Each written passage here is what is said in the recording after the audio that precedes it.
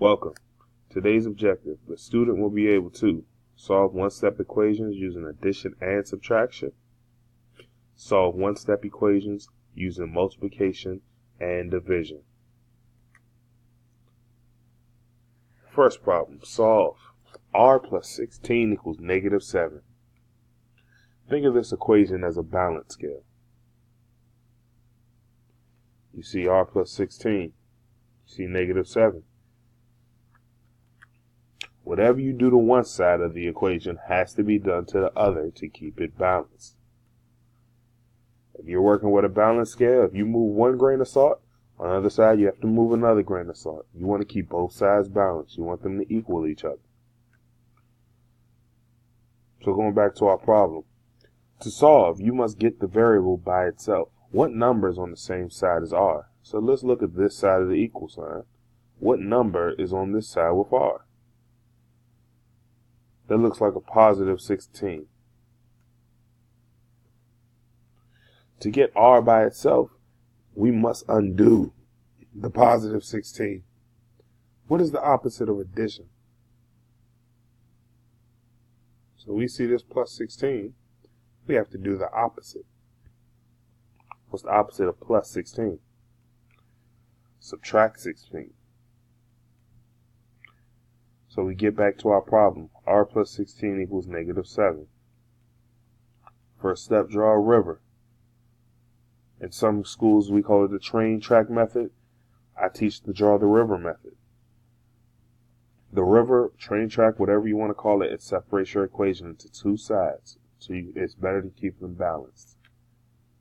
Our first step, we have to do the opposite of plus 16 to get R by itself. The opposite of plus 16 is subtract 16. We subtract 16 from both sides. Positive 16 and negative 16 cancel each other out. So you bring your R down. At negative 7 minus 16, negative 23. So our answer is R equals negative 23. But don't forget to check your answer. How do we check our answer? We check our answer by plugging negative 23 back in and making sure that it works. Negative 23 plus 16 does equal negative 7.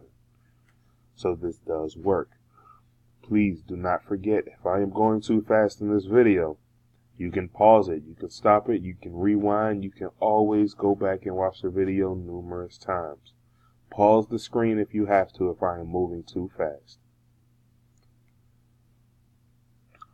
Going on to our next problem, x plus 2 equals negative 3. Our first step, draw the river to separate it into two sides. Next step, we have to isolate x. How do we isolate x? By moving the number beside it.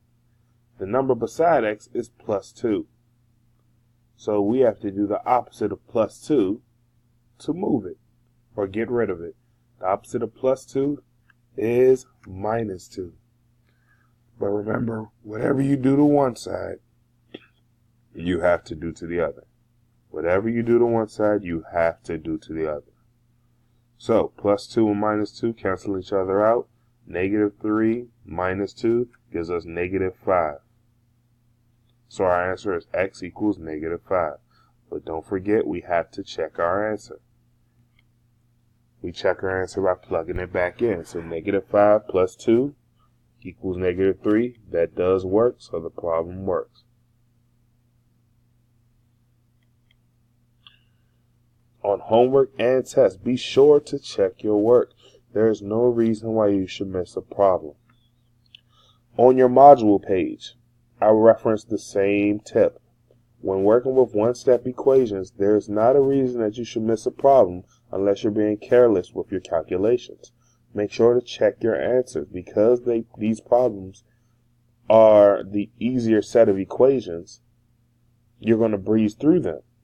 But don't forget to check your work, because a minor miscalculation, such as negative 3 minus 2 and somebody put a negative 1, and you don't check your answer, you will get the wrong answer. So please check your work. Check your answers on every problem. So let's look at this problem.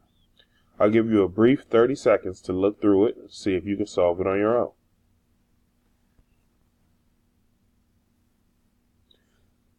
problem is 8 equals m minus 3.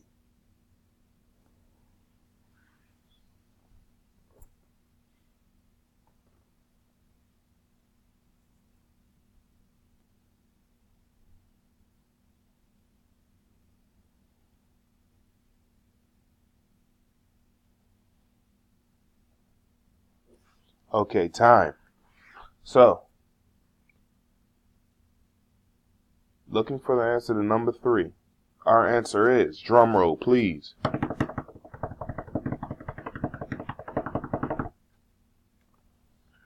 m equals 11, answer 2.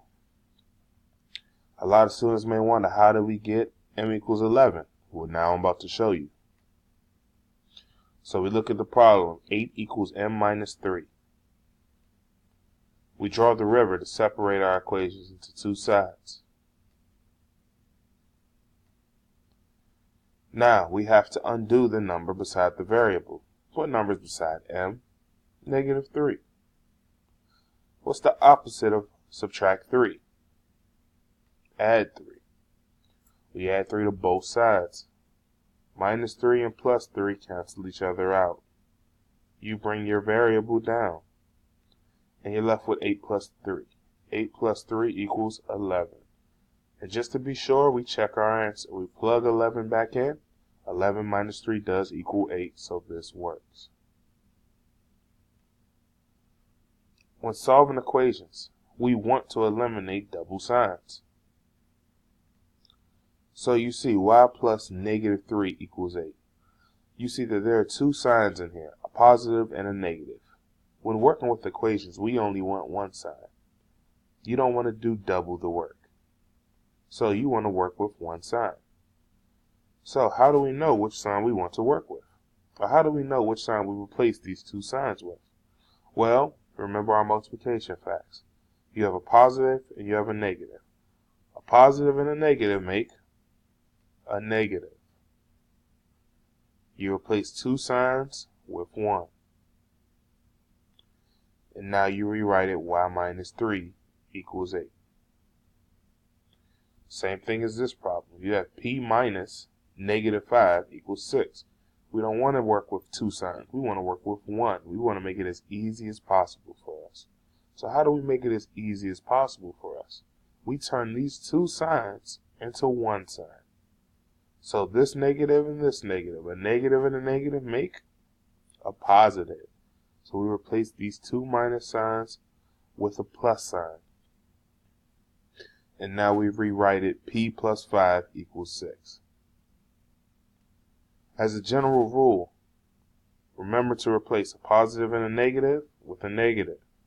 Positive and a negative make a negative. And two negatives make a positive. This will make things less confusing in the future. So working with our double sign problems, we see y plus negative 3 equals 7. We see two signs right here. So we know we're going to have to change these signs in the future. First step is draw the river to separate the equation. Our next step is to eliminate these double signs. In the last screen, we talked about positive and a negative. A positive and a negative make a negative. So now that we've made it into one sign, now we need to get our y by itself. What's beside the y? A minus 3.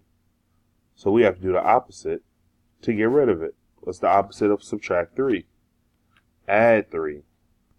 We add 3 to both sides. We're left with y equals 10. Remember to check our answer and plug it back in. 10 plus negative 3 does equal 7. It works. As well, our fifth problem. Negative x minus negative 2 equals 1. This is another problem with those double signs. The negative x doesn't bother us just yet. It's these two negatives in the middle here that we need to worry about. So our first step is always draw that river. Separate your equation into two sides. Make it easier to work with. Next, we have to eliminate our double signs. So we have two negatives. Remember what we said, two negatives make a positive. So now we can work a little better. So now we know we have a positive 2 beside our x. We need to get rid of this positive 2. How do you get rid of this positive 2? You do the opposite. The opposite of plus 2, minus 2. Subtract 2. Remember, whatever you do to one side, we do it to the other. So we simplify now. We're left with negative x equals negative 1. Now, when we're solving for our variables, we don't want a negative variable. We want a positive variable. When you look at your bank account, you don't want it to be negative $5. You want it to be positive $5, meaning that you have $5. You don't want it to be negative $5. That means you owe $5. And nobody wants to owe anything. So, we need to figure out how to get rid of this negative x, or how to get our positive x. Well, let's ask ourselves, if we read this question aloud, it tells us that negative x equals negative 1. So, using our high-level thinking, if negative x equals negative 1, what would positive x equal? Positive 1. If negative x equals negative 1, positive x equals positive 1. Just the opposite. Opposite of negative is a positive. Opposite of a negative is a positive. And let's check our answer. If you're not sure, plug this 1 back into where this x was. We plug it in down here, see if it works. Negative 1 plus 2, that equals 1. That's good. That's a good equation. It works.